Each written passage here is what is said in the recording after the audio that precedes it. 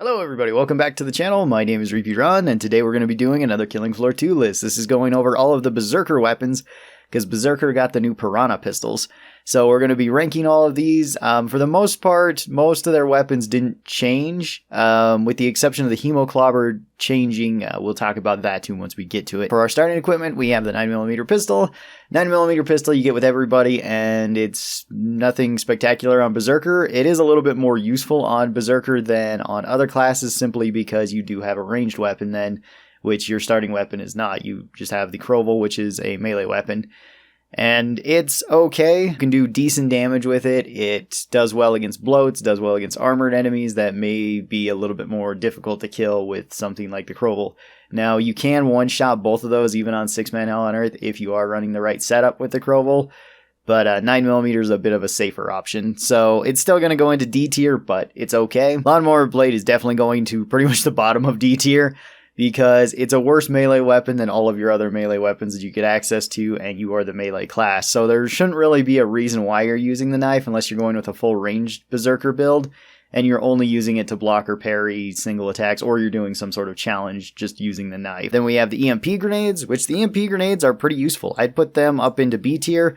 You can use these to apply the EMP status effect to other enemies. They don't do that much damage, both to the Zeds and to yourself, so it's very hard to kill yourself with these. But with the EMP status effect, it makes it so Zeds cannot use their special abilities. So Sirens can't scream, Bloats can't vomit, Skrakes can't rage, neither can Flesh Pounds, assuming they are not already enraged, in which case it won't suddenly calm them down if you hit them with an EMP grenade. The Krovel's a pretty solid weapon for a beginning weapon.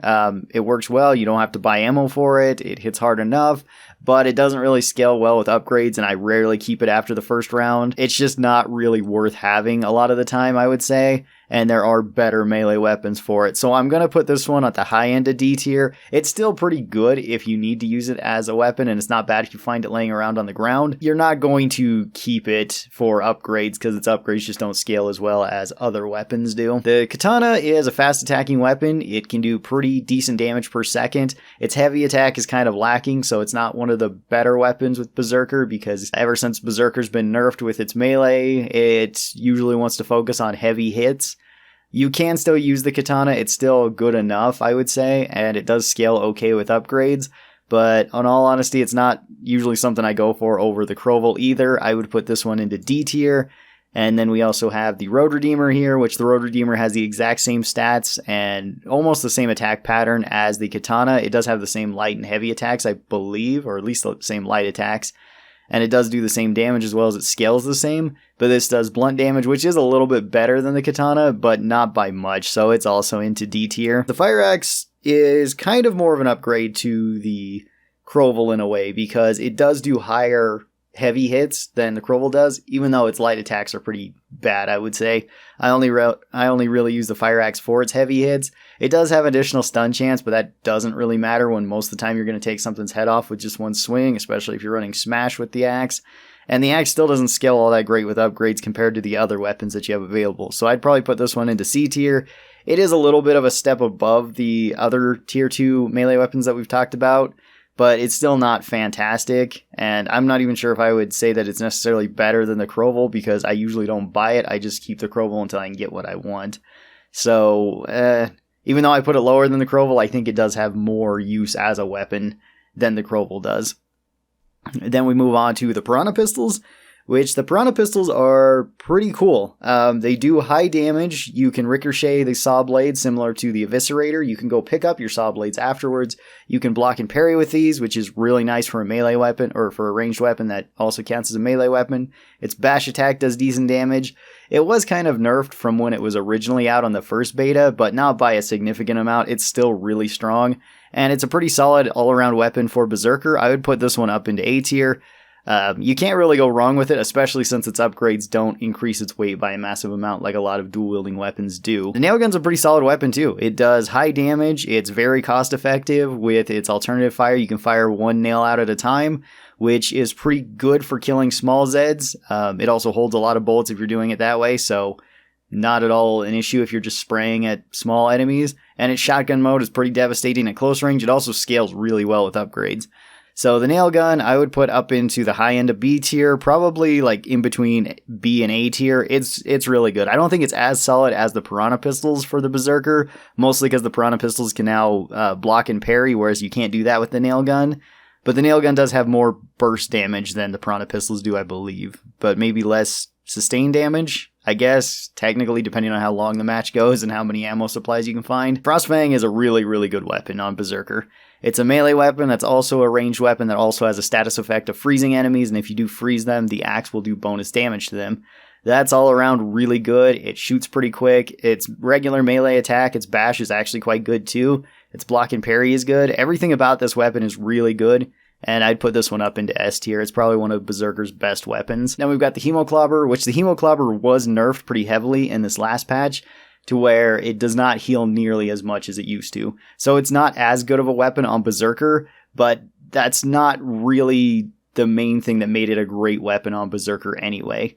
It's very lightweight, so you can take it with any other weapon that you would like, so it's extremely flexible on Berserker. It also does an AoE damaging hit that poisons all enemies, making it so that they can't fight back to you, which is really good when you're in melee range of fighting something. Same with the light attacks can inflict poison too. It does enough damage with its light attacks to kill any of the small Zeds very quickly, or even the medium Zeds fairly fast. And its heavy attacks are great for crowds and great for large Zeds, and they do provide utility, healing up allies, even though the heal is not nearly as much as it once was. They did nerf this, but I feel like they nerfed it in the wrong way. I feel like they should have kept it the same in healing, but maybe just doubled up its weight. I feel like that would have given Berserker more of a reason to not take this, because right now there's still really not a reason to just not grab the Hemoclobber. It's still just really strong, and it's up here in S tier with the Frostfang still. Next up, we got the Pulverizer. The Pulverizer is a really hard-hitting weapon. It does have some issues with mostly its light attacks. Its light attacks are pretty lackluster, I would say, because even though they do good enough damage to be killing small and medium Zeds, since they have such a high stun or knockdown chance, it seems like the stun or knockdown effect takes place before the damage does, so where you would normally just one-shot any sort of small Zed if you hit them in the body or hit them in the head, sometimes the knockdown status effect just makes it so they get knocked on the ground and that's it. You can't do anything else to them. So you're pretty much just using this for the heavy attack, which it is really good if you just want it for that dedicated purpose, because it can kill flesh pounds and quarter pounds incredibly fast. It can also do pretty good damage to all things in a given area. So it's all around a pretty decent weapon, but it does have some flaws. I would put this one also up into B tier, maybe not above the nail gun. Next, we have the Zweihander, which the Zweihander is a super fun weapon. It's probably one of my favorite looking weapons, and it hits real hard. It scales pretty well with upgrades. It has decent reach. Its heavy attack is pretty devastating. Its light attack is actually fairly quick, and it does have a pretty big sweeping arc, so you can hit multiple small Zeds with the light attacks from it. And its stab attack is pretty good too. I'd put the Zweihander I think I'll put the Zweihander in low A tier. It's all around pretty good. The Tesla Launcher is an interesting weapon. It fires out microwave bullets, at least with its primary fire, that deal pretty good damage, and they actually move fairly fast.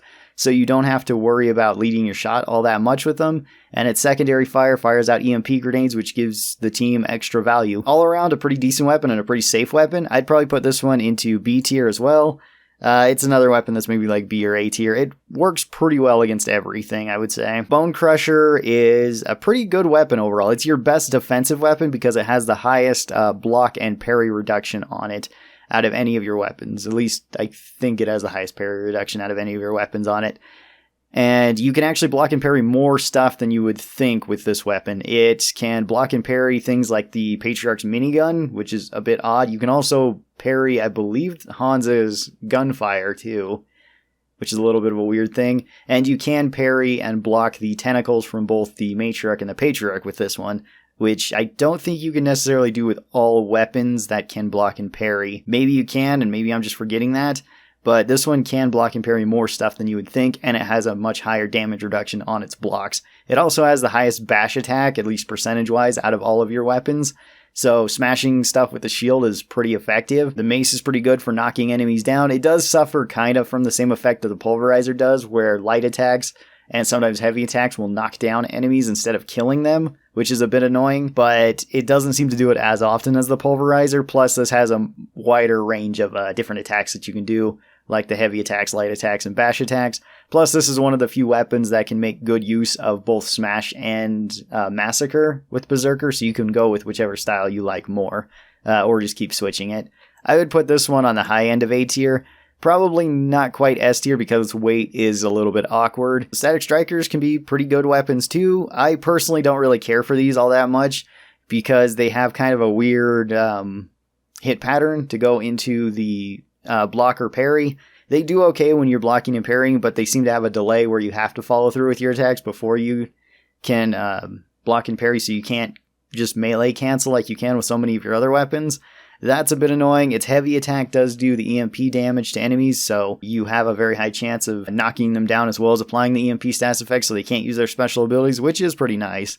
And I see no reason not to put these into like B tier. They're pretty good overall. Then we got the Eviscerator, which the Eviscerator is kind of good, but also kind of redundant now with the Piranha Pistols. I think that the Piranha Pistols are better than it, and they're more weight efficient. So even though you can do more damage per shot with the Eviscerator, I really don't see that much of a reason to take it anymore. It's still not a bad weapon by any means. It used to be way stronger than it is now, but it's not too common to see, and I think it's kind of moved down to like the high end of C tier or the low end of B tier. It's somewhere around there where it's okay still. You can still make pretty good use of it, but I don't find myself taking it because I could just take the Piranha Pistols and upgrade them and still have a lighter weapon that has more damage per second and is more practical for most fights. The Battle Axe is also another like C tier weapon. It does hit really hard with its heavy attacks, but that's about the only thing it has going for it. It's extremely heavy, so your other options for weapons are limited, but you're just going to pair it with a Hemoclobber, so whatever. Its light attacks are pretty bad. They just swing too slow for you to get real value out of them. Same with its stab attack is just kind of slow and a little bit just okay. It's similar to like the Zweihander or the Katana, but not as fast. Even though the Battle Axe's heavy attacks do a lot of damage, it's sometimes just difficult to land them against Strikes and Flesh Pounds because it just takes so much time to actually swing the axe at enemies that I just don't really find myself using it all that much, and I'd put it into C tier because it's just kind of okay to me. Then we've got the Ion Thruster for our last weapon, which the Ion Thruster is another S tier weapon. Does really high damage. It's another weapon that benefits a lot from either Smash or Massacre, so you can do it with either light attacks or heavy attacks. It also has a special attack that does massive damage and has the longest reach out of any of the melee weapons. This weapon also has longer reach than most melee weapons, which is really nice, and it does do fire damage, which is a little bit of an added benefit, but not the main selling point of it. It's mostly that it works really well with light attacks, heavy attacks, and it does block and parry well. All around a really great weapon there, and this is where I would put probably all of the Berserker weapons as of right now. Most of them are pretty practical. You can really use any of these on Berserker, because Berserker is still a pretty strong class even after they've been nerfed. And if you go like a full tank Berserker, you're still pretty good at holding areas. So tell me what you thought of this list and where you would rank some of these weapons. Thanks so much for watching this. If you're new here, be sure that you get subscribed. That way you get notifications whenever I post these videos. Special thanks to my members over here on YouTube, as well as my patrons over on Patreon. These are all my supporters. If you would like to be a part of that and get early access to videos like this, be sure to check out the links in the description. If you'd like to see my other Killing Floor 2 related tier list, be sure to click over here on this playlist. That'll take you to a full list of them, and I will talk to you guys next time. Till then, stay cool. Bye.